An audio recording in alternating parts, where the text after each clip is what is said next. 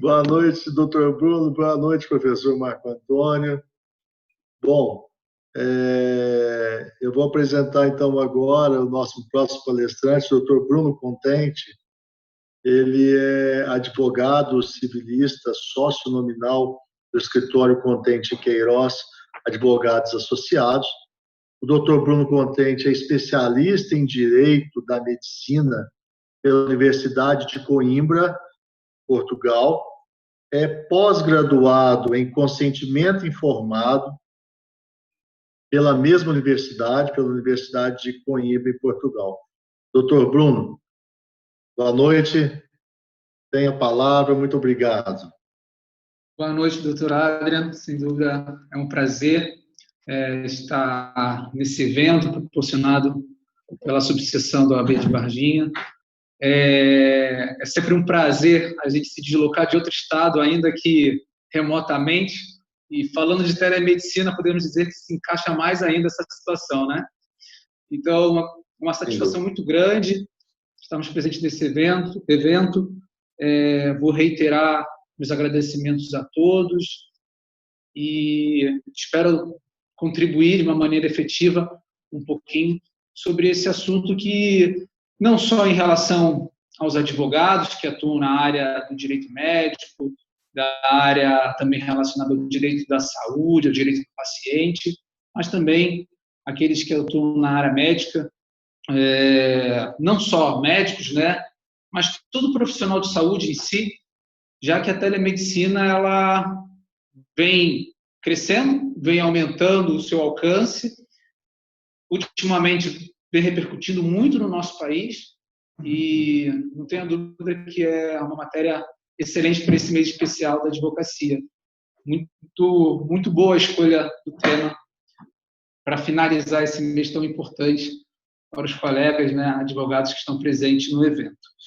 Muito bem, a minha ideia nesse evento não é me aprofundar tanto assim em relação à questão do funcionamento, né, da telemedicina. O doutor Adrian já explanou um pouco sobre isso, teceu comentários, né, sobre o alcance da telemedicina, também sobre a portaria do Ministério da Saúde, que saiu esse ano, a portaria 467 de 2020, e também sobre a lei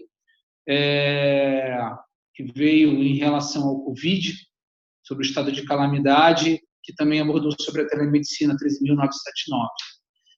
Eu vou fazer um breve comentário sobre essa lei somente, que eu acho que é oportuno, até porque é muito recente, e quando essa lei saiu em abril, bem no início da pandemia,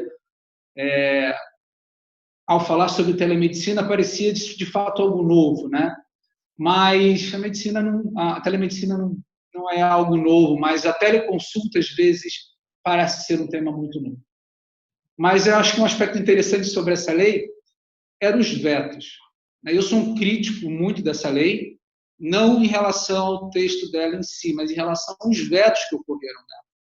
E esses vetos, eles caíram nesse mês, os dois principais, que eram em relação ao receituário, aonde trazia ali detalhes sobre uma possibilidade de se perder, digamos assim, em relação a fraudes com receituários, medicamentos, digamos, usando linguajar mais popular, que pudesse causar vícios e assim por diante.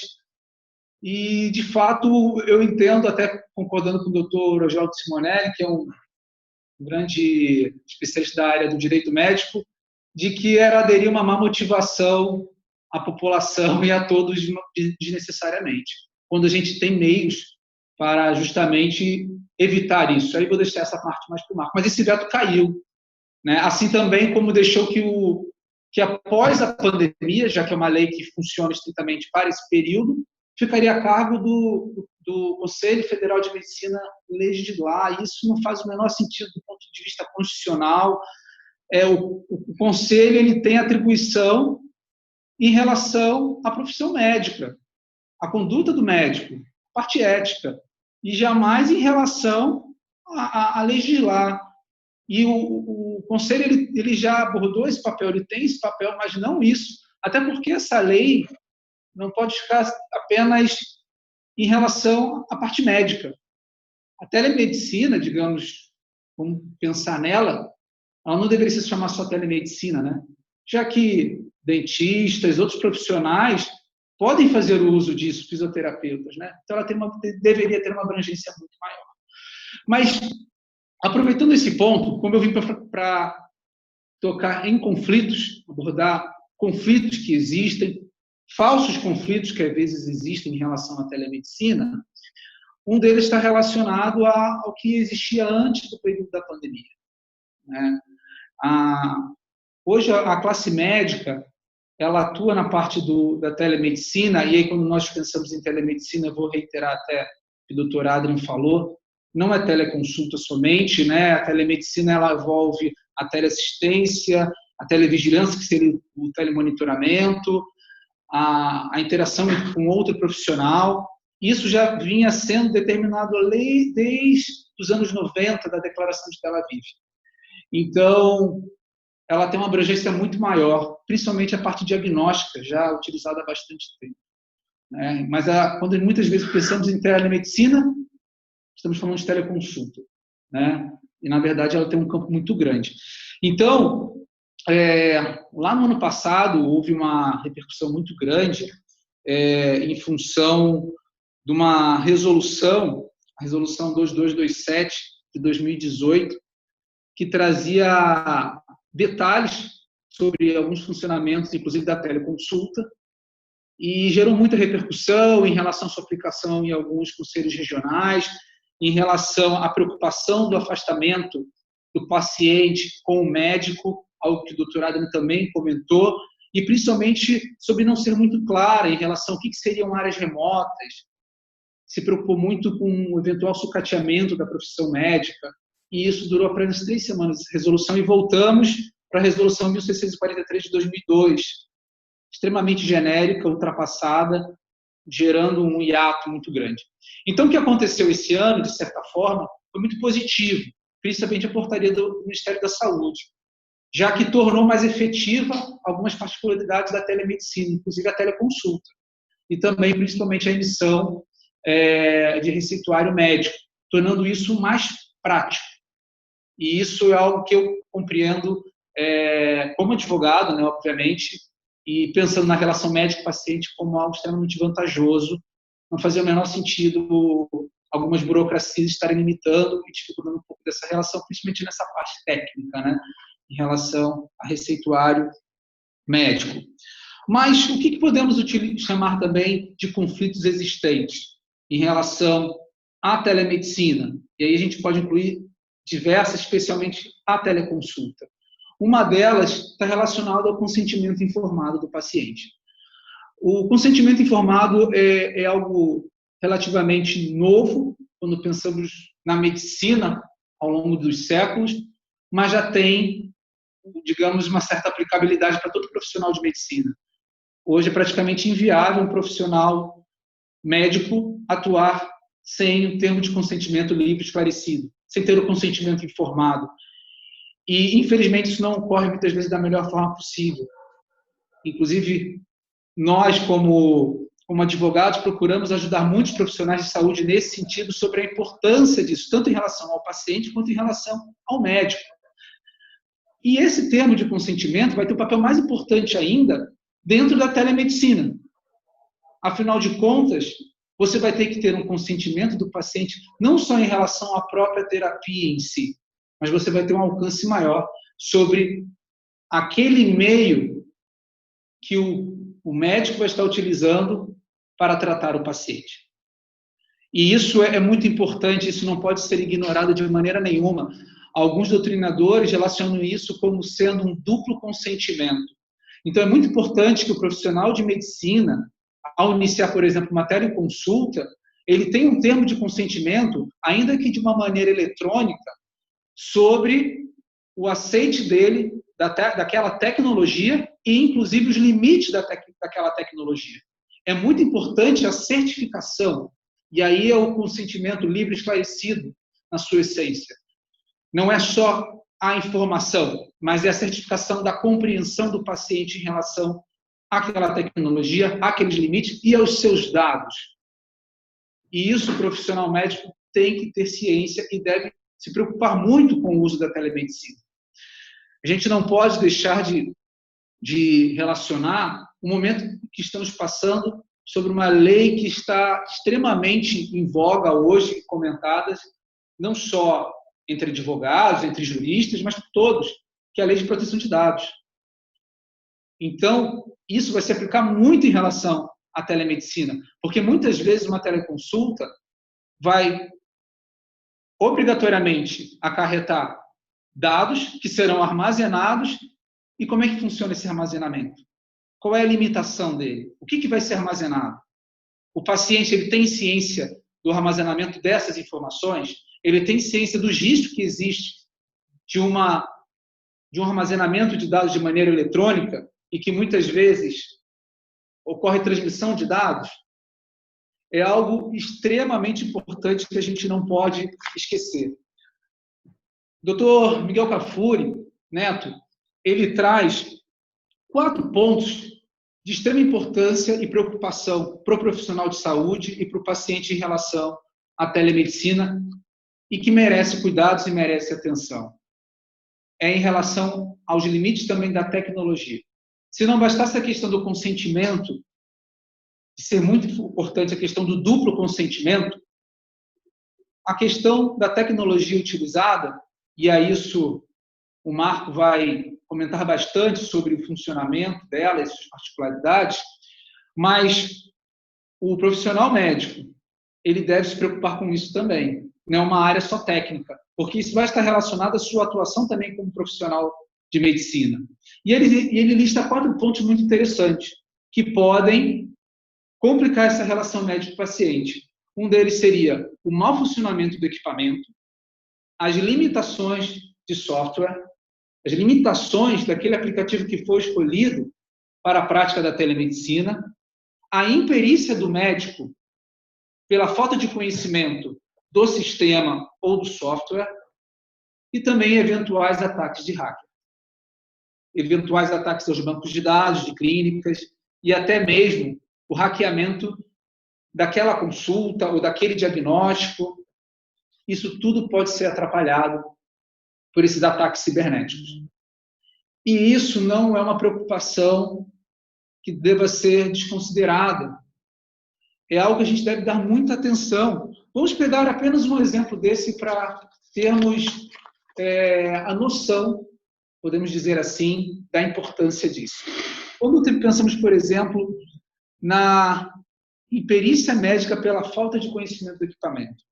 Quando pensamos muitas vezes na telemedicina, ela vai ter muito mais um papel de triagem. E a telemedicina no mundo inteiro, né, por exemplo, Portugal, Israel, diversos países utilizam a telemedicina há muito tempo como triagem, né, inclusive no sistema público de saúde.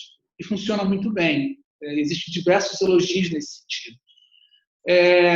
Quando pensamos o profissional de medicina não saber utilizar aquilo ali, talvez ele traga uma complicação para o sistema, se fosse público, por exemplo, onde ele tinha uma preocupação de não trazer um excesso de um contingente muito grande de demanda para os postos de saúde, para as clínicas médicas, por ele não conseguir elaborar talvez um diagnóstico, não saber utilizar aquele sistema da melhor maneira possível.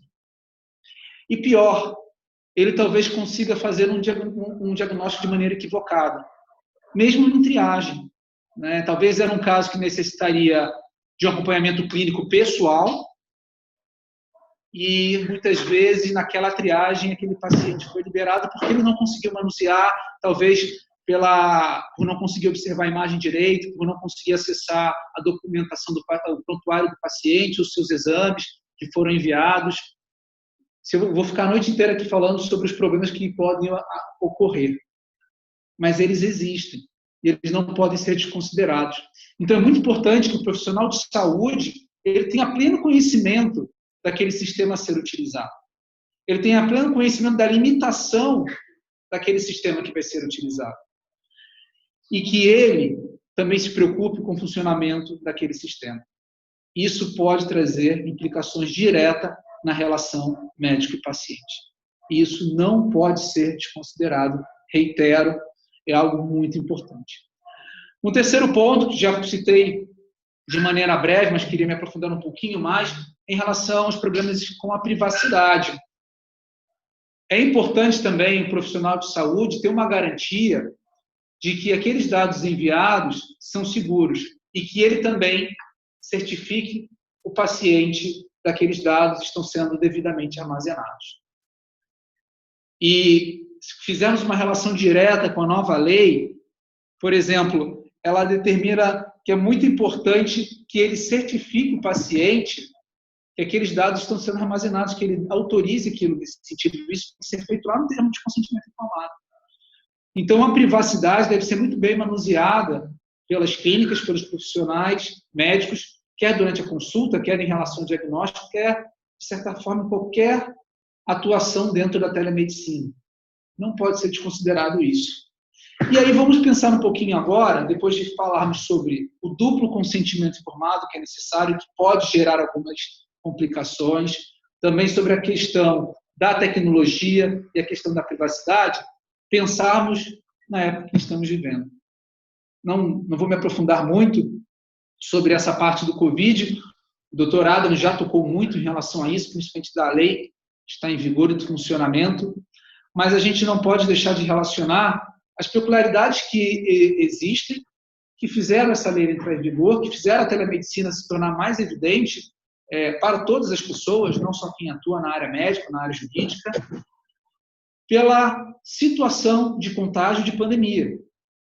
A telemedicina ela pode ser um recurso muito positivo em relação ao paciente, por conseguir tratar ele ou fazer uma triagem ou algo de próprio diagnóstico, sem a necessidade dele sair de casa, e também ao próprio profissional de saúde, de conseguir se proteger, de certa forma, mas mantendo o exercício da sua profissão.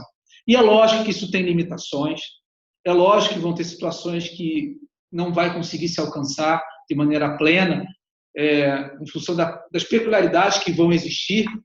O doutor Adam comentou sobre isso, mas não se pode deixar de destacar o papel que a telemedicina tem nesse sentido. Esses dilemas citados continuam a existir durante a pandemia, mas até que ponto eles podem ser desconsiderados ou não? Será que o termo de consentimento, esse duplo consentimento, pode ser ignorado nesse período de pandemia? Em hipótese nenhuma. Pelo contrário, é o momento que esse termo de consentimento deve ser mais utilizado, justamente pela larga escala que isso pode ser utilizado. Tudo que é feito em larga escala pode também alcançar mais complicações. É uma questão matemática. Então, o profissional de saúde deve se preocupar com isso, sim, e o paciente também tem que se preocupar como isso vai acontecer, para ele ter e receber, dentro da sua autodeterminação, do seu direito de escolha, todas as informações necessárias. É um direito dele também. Então, isso é especial para o paciente. Quando pensamos em relação à privacidade, aí o paciente vai se preocupar mais ainda com isso. E isso também acontece em tempos de pandemia. Vou dar um simples exemplo. Um paciente que ele é diagnosticado com Covid ou não, que implicações isso vai ter na sua vida, de maneira pessoal? Em ele ser considerado alguém com Covid. É claro que vai afetar. Afeta o seu trabalho, afeta o seu dia a dia, pode afetar inclusive o óbito dele. Pois sabemos que aqueles que vêm a óbito e vêm como causa da morte complicações decorrentes do Covid, têm um tratamento diferenciado. Então é muito sério também para o próprio paciente esses pontos. A ideia, como advogado, é sempre trazer os conflitos, mas também demonstrar as soluções.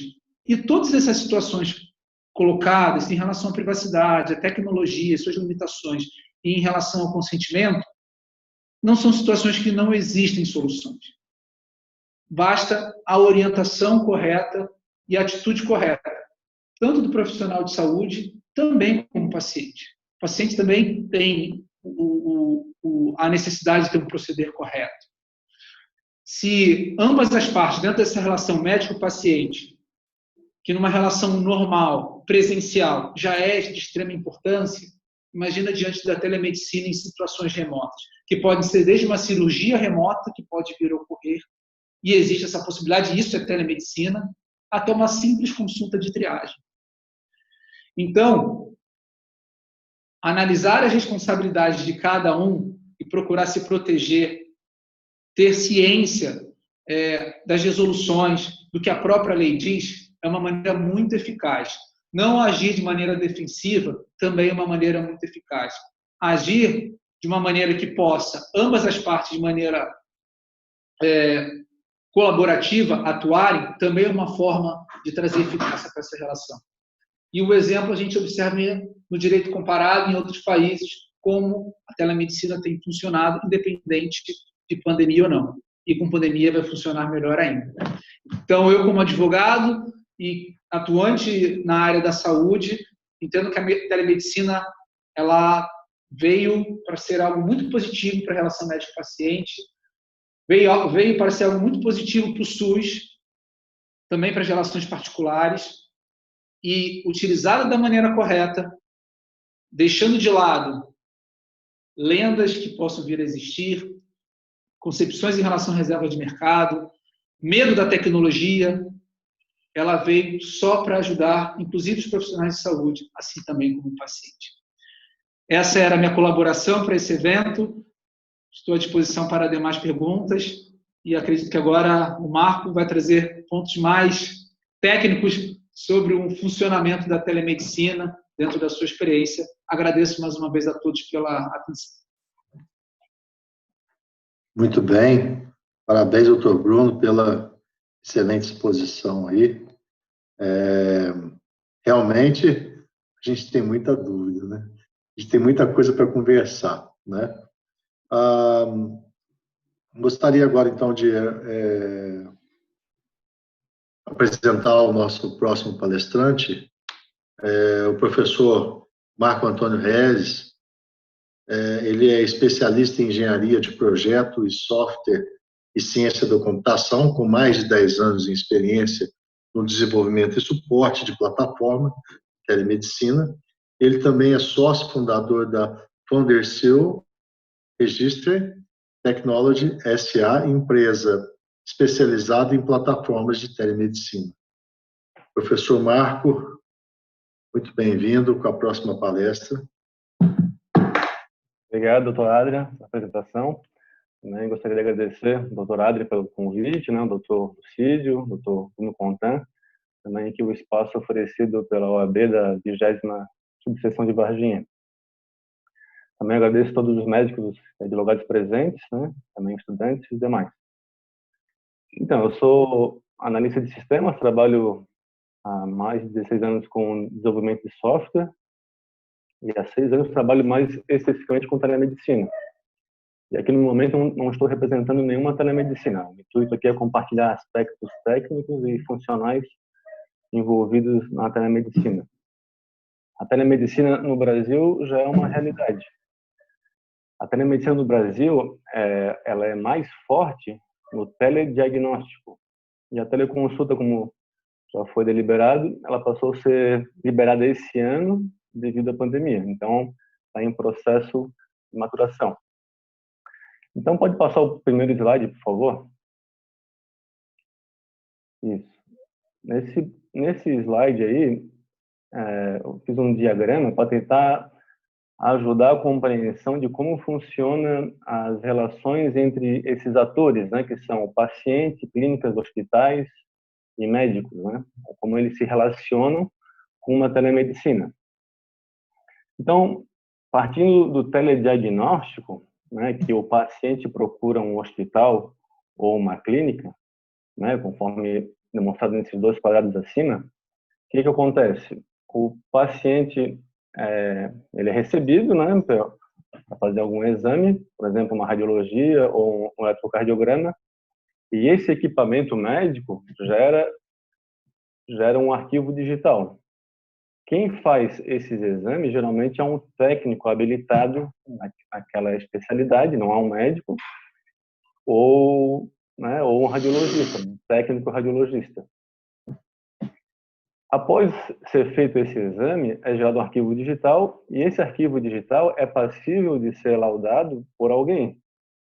Então, lá nos primórdios, antigamente, o que eles faziam? Muitas clínicas e hospitais, né, eles passavam por e-mail, compartilhavam, por exemplo, o arquivo no Google Drive, né, da vida, e era feito de uma forma rudimentar esse laudo por e-mail, por compartilhamento de mensagem.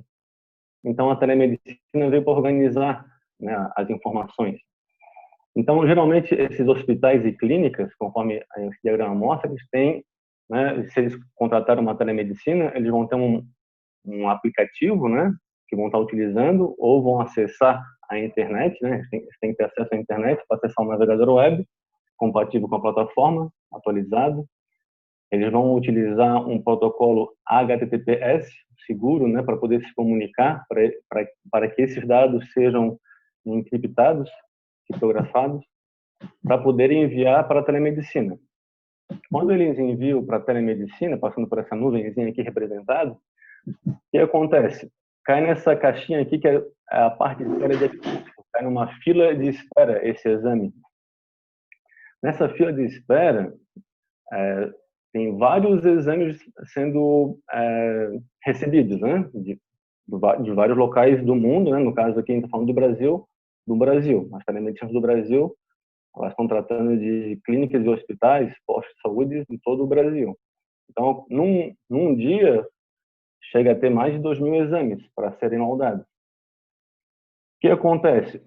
Às vezes tem exames que precisam ter prioridades na fila. A pessoa pode estar infartando, pode ter uma coisa muito grave. Então, há meios de priorizar esse exame. Para ajudar nesse sentido, essa caixinha do lado aqui em azul mostra um sistema de inteligência artificial e também um sistema de aprendizado de máquina, onde, por exemplo, a parte de inteligência artificial, ele vai detectar padrões nesse exame para verificar se tem um traçado ali de ECG um formato de infarto. Ele poderia priorizar esse exame para que o médico logo laude, né?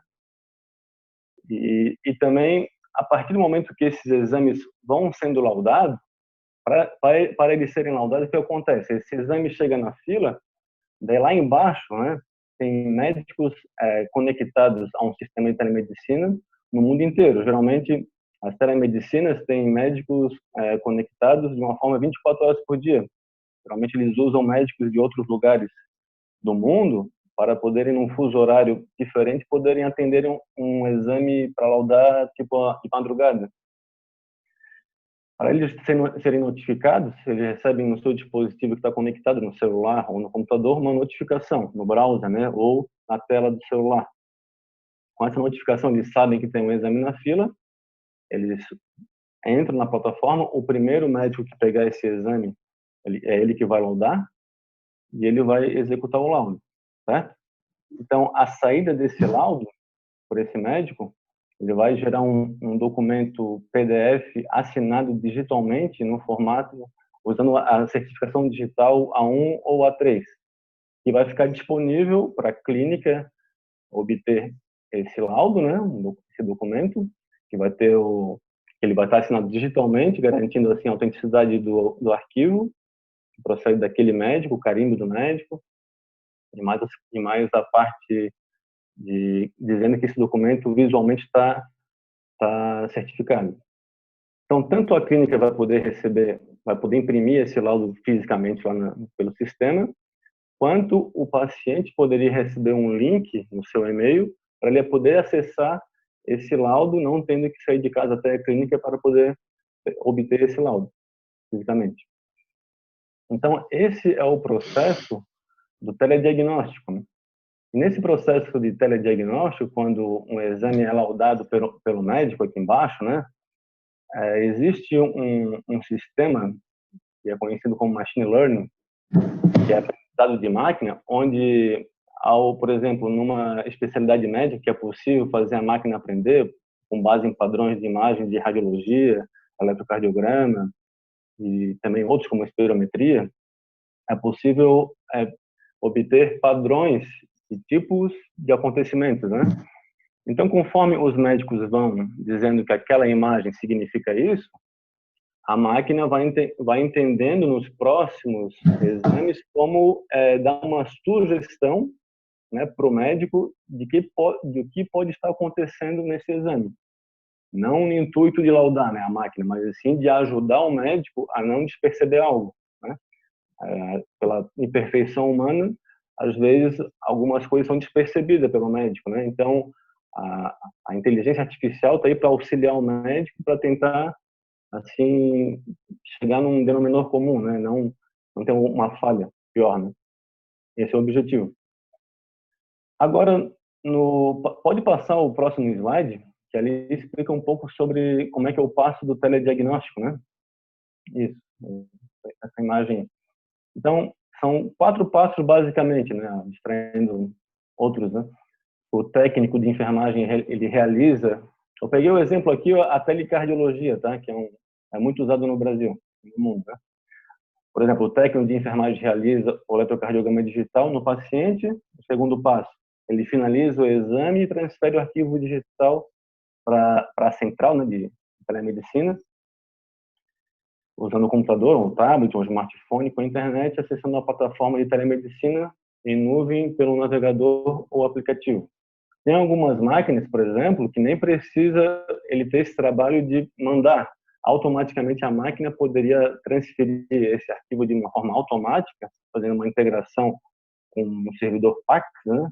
Um servidor de protocolo DICOM de imagens médicas, né? Um protocolo de tratamento de imagens, transferência de imagens médicas. Então, muitas máquinas, muitas clínicas e hospitais já têm na sua máquina configurado direto com o servidor da telemedicina que recebe essas imagens. Então, nem precisaria o técnico ter que fazer o upload desse arquivo.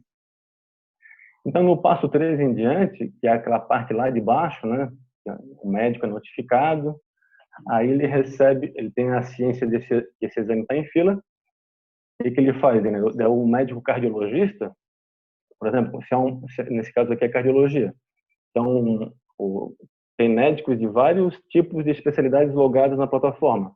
Então, se aquele exame é de cardiologia, vai aparecer na fila de exames do médico só que trata daquela especialidade, que é a cardiologia. Então, os cardiologistas logados no sistema, eles já vão acessar esses arquivos dos exames, né, enviados, eles interpretam os exames e liberam o laudo à distância, assinado digitalmente em 30 minutos, mais ou menos, que é o que os portais de telemedicina dizem, né? Às vezes pode levar mais um tempinho. Tem alguns que levam menos tempo ainda. E depois disso, no quarto passo, o laudo ele fica disponível para ser utilizado pelo paciente, pelo médico, pela clínica. Então, esses são os pontos. Agora, pode voltar no slide anterior, por favor? Está dando um retorno aqui no meu microfone. Tem alguém na sala com o áudio aberto? Acho que melhorou. Vou botar no mute, fica melhor. Obrigado. Então, no terceiro caso ali, na terceira caixinha de cima, o paciente, o que ele está fazendo, né? No modelo tradicional, que a gente estava abordando aqui, na parte presencial, a maioria dos pacientes, eles querem ser atendidos presencialmente, né? Então, eles procuram a clínica, né? Para fazer um exame, para fazer uma consulta. Nesse caso aqui, que a gente que é a quebra de paradigma, as pessoas, né, os pacientes procurarem um marketplace médico, né? Onde ali vai ter, o que vai ter ali, né?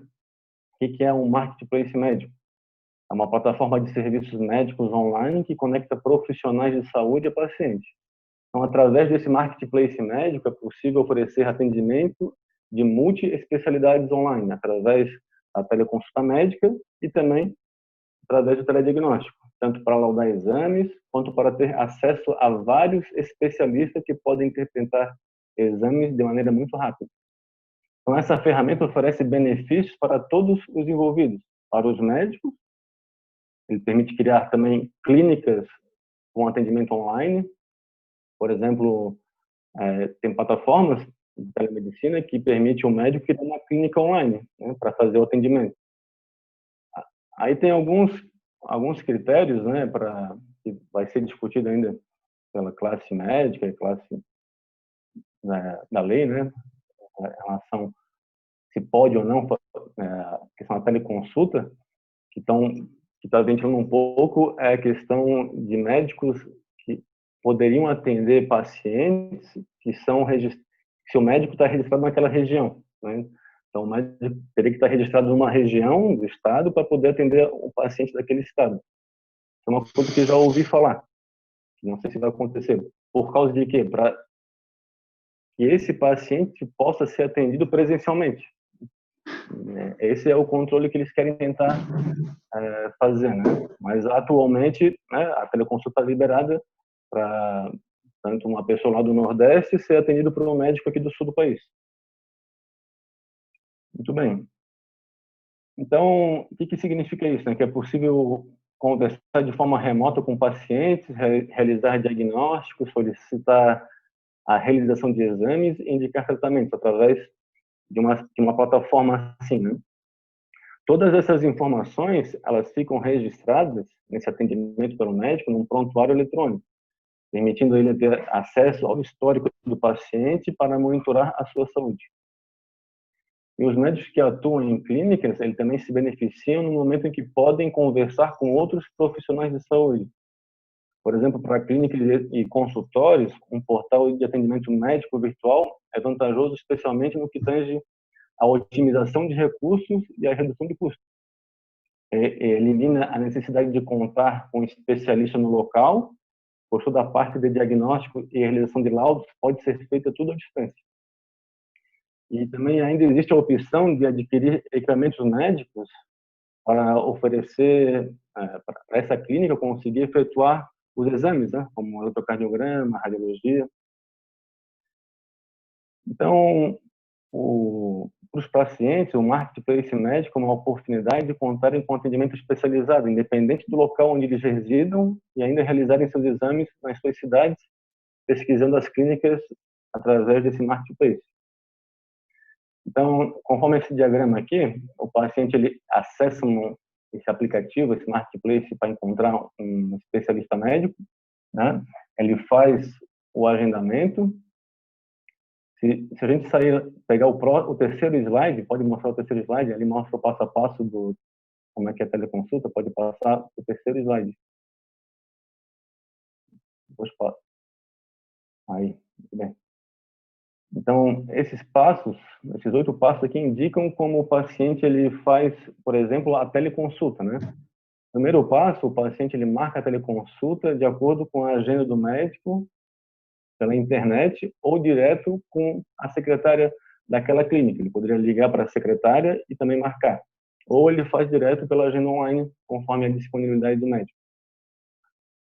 Então, segundo passo, após essa confirmação, ele vai fazer esse pagamento eletrônico, né, através de boleto bancário ou cartão de crédito, ele vai poder anexar exames do histórico que ele já tem, receitas que ele já teve também, e ainda assim preencher um questionário que vai dar mais informações para o médico, né, para poder fazer o atendimento. E no terceiro passo, na data e hora marcados para teleconsulta, o médico e o paciente recebem previamente um link da sala de videoconferência por SMS, também por e-mail, ou por WhatsApp também, no horário marcado, e eles iniciam essa teleconferência. No quarto passo, o que é? O médico, durante essa teleconsulta, ele tem acesso aos dados enviados pelo paciente, né? Os arquivos que ele enviou, como laudos anteriores, exames, receitas que ele utiliza. Aí o médico analisa isso, o médico vai anotando no prontuário eletrônico, junto com a conferência rolando simultaneamente aqui, os dados relativos ao paciente no prontuário eletrônico.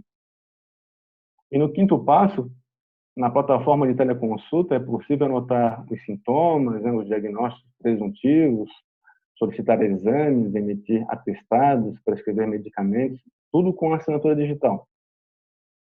No sexto passo, os documentos e receitas digitais gerados na plataforma de telemedicina do paciente e podem ser enviados por WhatsApp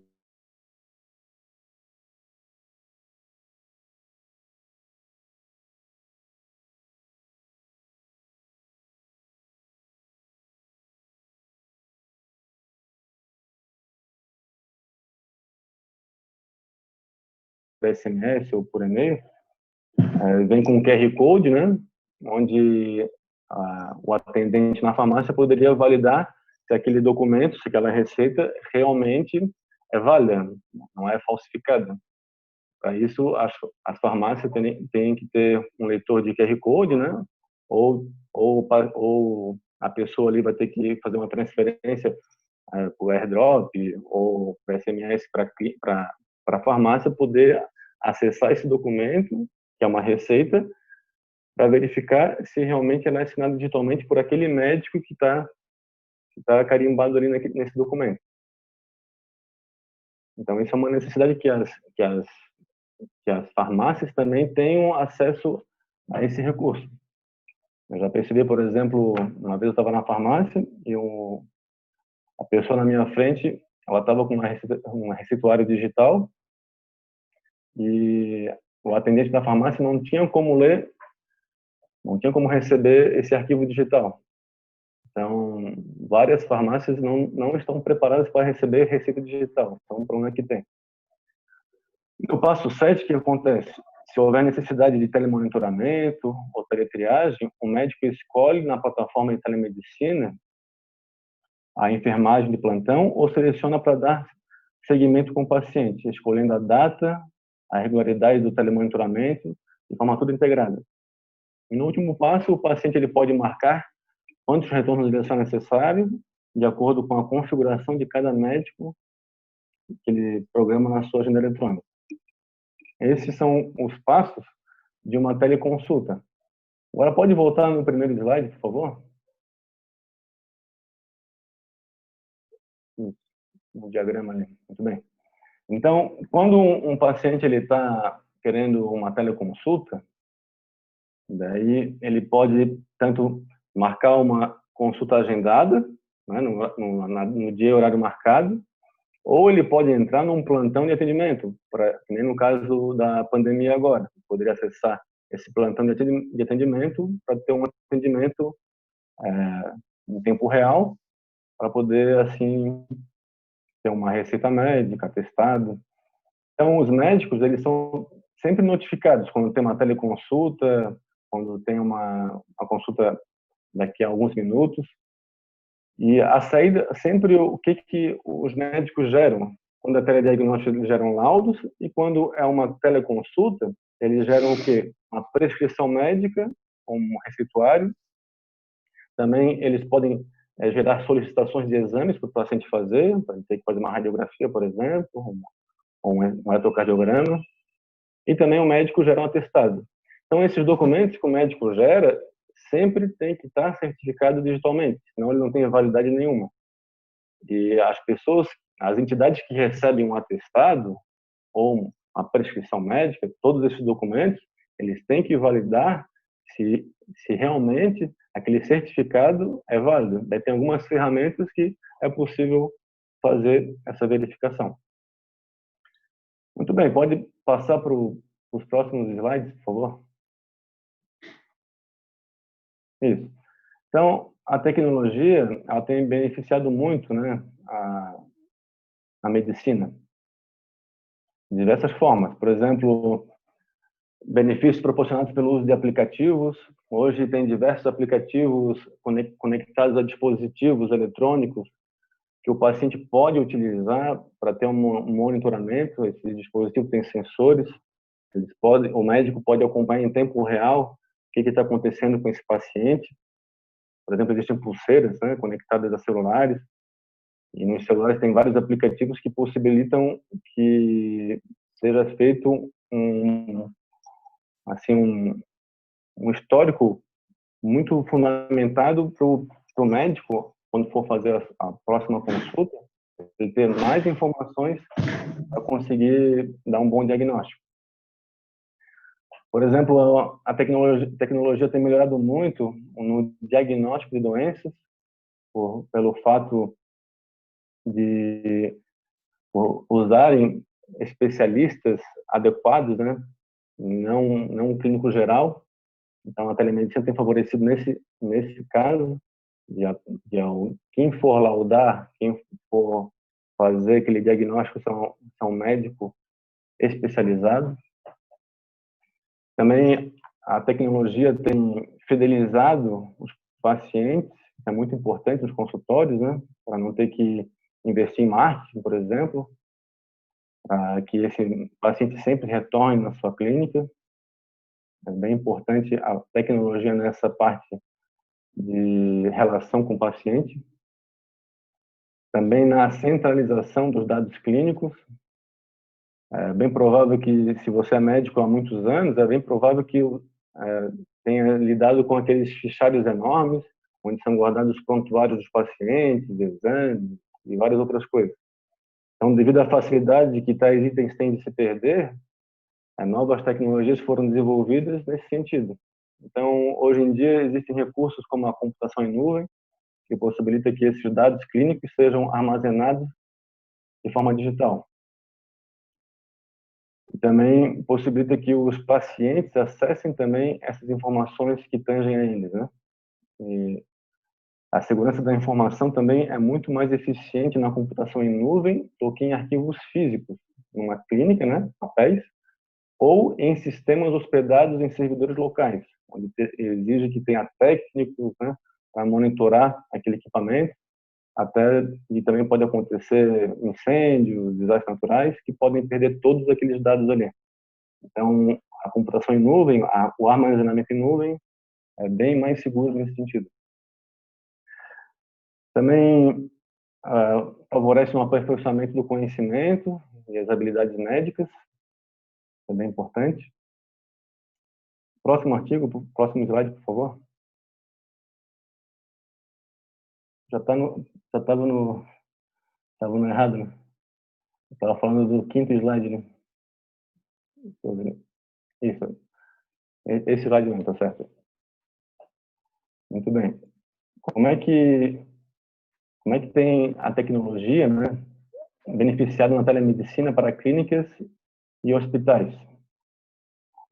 As principais vantagens da telemedicina para esses estabelecimentos de saúde são o armazenamento em nuvem. Então, essas plataformas ou portais de telemedicina permitem que os dados de diagnósticos, laudos, prontuários eletrônicos sejam arquivados em um espaço restrito e seguro na internet, que é a nuvem, né, como é dito aí. Assim, esses documentos médicos eles ficam protegidos da ação do tempo, como desastres naturais, danos pelo manuseio incorreto, podendo ser acessados facilmente a partir de alguns cliques.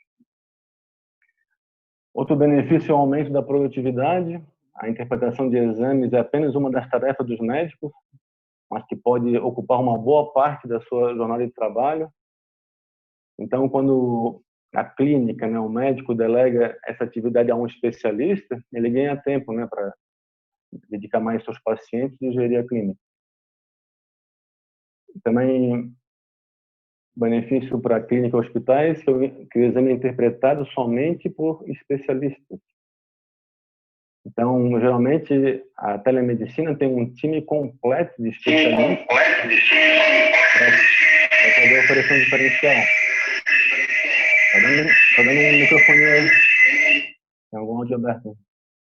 Obrigado. Vai melhorar. Muito bem. Também tem a redução de custos nos laudos, economia com papel, filmes radiográficos, espaço para armazenamento. Isso é considerável em relação aos custos. Também a clínica, né, o hospital, ele pode ampliar as especialidades atendidas, né, ele poderia ofertar novas especialidades, bastando ter o equipamento para fazer o exame e um técnico habilitado para usar aquele equipamento. Não tendo assim a necessidade de um médico especialista local para fazer o laudo. E também na agilidade na entrega do laudo para o paciente. Essa é uma diferença. Muito bem, pode passar o próximo slide, por favor? Isso, qual é o benefício para os pacientes, né? Muito bem. Então, os pacientes eles se beneficiam por ter um acesso democratizado aos exames, resultando assim em maior qualidade, né, para eles. Disponibiliza Também a disponibilidade de exames laudados por especialista em medicina de ponta. Às vezes isso não acontece numa área remota, eles não conseguiriam ter acesso a um especialista localmente. Também ter acesso, pacientes que moram em regiões remotas, desprovidas de médicos especialistas, eles podem ter acesso a médicos que são especializados nesse assunto. Por exemplo, numa pesquisa demográfica médica de 2018, 39 dos 5.570 municípios concentram 60% de todos os médicos do país, em apenas 39 municípios. Vamos para ver como é que é a distribuição demográfica médica atualmente. Então, os exames ficam sempre em segurança, mantendo o histórico completo do paciente, onde facilmente o paciente poderia ter acesso, né, aos seus exames, laudos, atestados e solicitações de exame. Como também o médico poderia acessar esse prontuário eletrônico em qualquer momento, tendo acesso à internet. Muito bem. Pode passar o próximo slide? Muito bem. Agora, falando sobre a parte de segurança dos dados do paciente, os fundamentos da segurança da informação, ela independe do formato em que elas são disponibilizadas, como de forma escrita, né, com forma de arquivo de texto, arquivo de imagem ou vídeo. E existem outras formas de arquivos. Eles estão relacionados com a garantia da segurança da informação. Então, os principais fundamentos da segurança da informação são quais? A confidencialidade, que consiste em garantir que só pessoas autorizadas têm acesso à informação.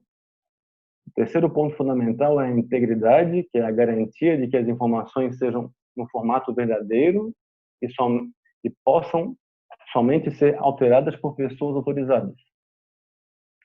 E o terceiro aspecto fundamental, que é a disponibilidade. É permitido que este recurso ou dado esteja disponível quando ele for necessário. Então, além desses conceitos de autenticidade, temos o conceito de autenticidade, que consiste em garantir que a identidade de quem está enviando a informação é legítima. E, por último, também tem a irretrabilidade, onde o autor não pode negar a autoria ou que fez determinada ação. Então, todos esses conceitos ganham importância ainda maior com o LGPD, que normaliza a privacidade dos dados sensíveis do paciente, né, que possam identificá-lo. Pode passar o próximo slide, por favor. Isso. Como é que nós podemos garantir a proteção dos dados do paciente? Então, o que garante são esses pontos mencionados aí, ó, a criptografia de ponta a ponta. O que é? Criptografar significa codificar ou embaralhar uma mensagem a ponto de ela ficar ininteligível na origem e decodificá-la no destino, onde somente quem tem a regra correta de decodificação, ou seja, somente alguém autorizado consegue fazer a decodificação. Então, para garantir essa segurança dos dados do paciente, é necessário que isso aconteça em todas as etapas, conforme naquele diagrama que eu mostrei inicialmente, desde a obtenção do exame no equipamento até o médico. Também no retorno do laudo, quando este é feito por telemedicina, e também no armazenamento deste exame, e depois o acesso a essa informação que é feita pela clínica e pelo paciente. Então, para garantir essa confidencialidade dos dados, é preciso ter um sistema de criptografia em todos os pontos de comunicação do sistema. O segundo ponto é um sistema de validação de transferência dos arquivos. Então, uma vez que um sistema fizer um upload de um exame de uma clínica, por exemplo, ele precisa de algum tipo de validação, que é um checksum ou um hash, para garantir que esse arquivo esteja íntegro, ele não foi alterado. Esse é um processo crucial. Então, tem técnicas de computação para verificar que um arquivo ele não teve modificação desde a origem. É tipo um checksum ou um hash. Terceiro ponto é o sistema de armazenamento seguro. É muito importante averiguar se o servidor conta com um sistema seguro de armazenamento, para garantir que esses dados estejam disponíveis quando necessário e também que ele não seja acessado de forma indevida. E o quarto ponto é que o acesso seja individualizado. É importante que todos os usuários e senhas sejam exclusivos de um único usuário.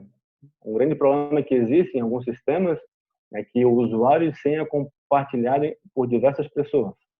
Isso é um grande problema. Então, esse acesso individualizado de usuário e senha é bem importante, até para manter uma rastreabilidade. E outro ponto é a assinatura digital. Todos os documentos gerados, eles têm que estar assinados de forma digital, é como um carimbo que autentica, né, esses laudos, receitas e atestados digitais. E também um sistema de telemedicina, ele tem que ter rastreabilidade. Isso o que é? Todas as trocas de dados entre médicos e clínicas de serviço de telemedicina devem ser armazenadas com os respectivos usuários e dados para uma auditoria futura. Próximo slide, por favor. Isso. Fatores importantes a considerar na contratação de uma empresa de telemedicina. Então, ao contratar um serviço de telemedicina, é importante verificar se a empresa oferece uma senha segura, que é verificar a complexidade da senha deste serviço de telemedicina, contendo letras, números, caracteres especiais, e também se há uma política de troca de senha por período. Por exemplo, a cada 6 meses tem é exigida a troca de senha. Também cadastro de usuários. O gestor da clínica ele tem que ter autonomia para criar e bloquear usuários do sistema quando precisar. Ter acesso criptografado, verificar a aplicação, se o sistema utiliza o HTTPS, que é aquele cadeadinho que aparece no browser no lado da URL. E também se o sistema tem prevenção de vulnerabilidades, que é usar versões mais novas de navegadores e de sistemas operacionais, né, para assim utilizar as correções mais recentes de possam ocorrer algum perigo. E também a questão de aplicativo de mensagens. É importante verificar se esse serviço de telemedicina não utiliza aplicativos de mensagens gratuitos, de redes sociais, por exemplo, para enviar laudos. Vale lembrar que uma vez envolvido em um serviço de terceiros, que é gratuito, perde-se a confidencialidade destes dados. Isso porque perde-se o controle de quem vai manipular esses dados e para onde é que eles vão. E outro ponto é o armazenamento dos dados. É necessário verificar qual nuvem a telemedicina está utilizando para armazenar esses dados e verificar se esse ambiente já é compatível com outra regra de proteção de dados, como a americana ou a europeia. Então, eu tive que dar uma corrida aqui, eu até passei do tempo, né? Queria até pedir desculpa. Teríamos muito mais pontos a destacar, mas o tempo não permite, eu já passei bastante do tempo. Se quiserem, após, poderão fazer algumas perguntas, que eu tentarei responder todas, né? Espero ter ajudado a compreender alguns aspectos aqui funcionais e técnicos da telemedicina. Muito obrigado pelo tempo de vocês.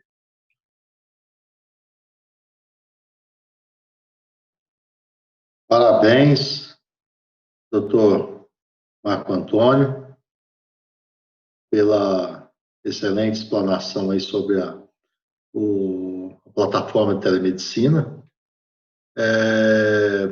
Quero parabenizar também o doutor Bruno Contente, então, pela palestra, e chamar, então, o presidente da OAB, Varginha, doutor Alexandre, para dar a sua finalização dos trabalhos.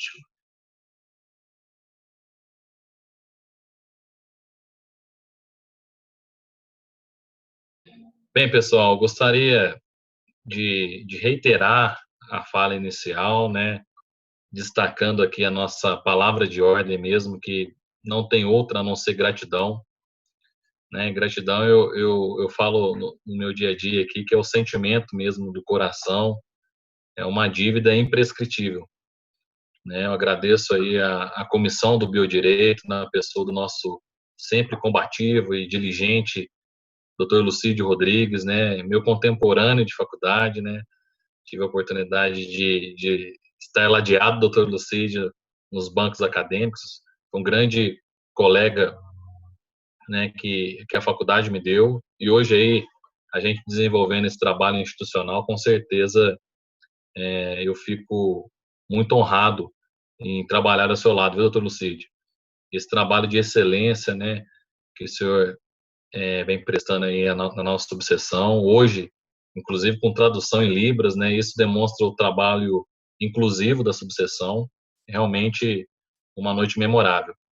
Memorável eu considero também histórica, né, uma histórica para a OAB Varginha, porque eu fico muito feliz também com essa aproximação da advocacia e medicina, né, e aqui eu rendo todas as minhas homenagens a todos os profissionais da saúde, né, do nosso município, e aqui eu gostaria de saudar a todos e cumprimentá-los na pessoa do nosso presidente da Associação Médica de Varginha, doutor Adriano Nogueira, né, nosso palestrante dessa noite também, meu amigo, meu irmão, que vem desenvolvendo um excelente trabalho na nossa cidade.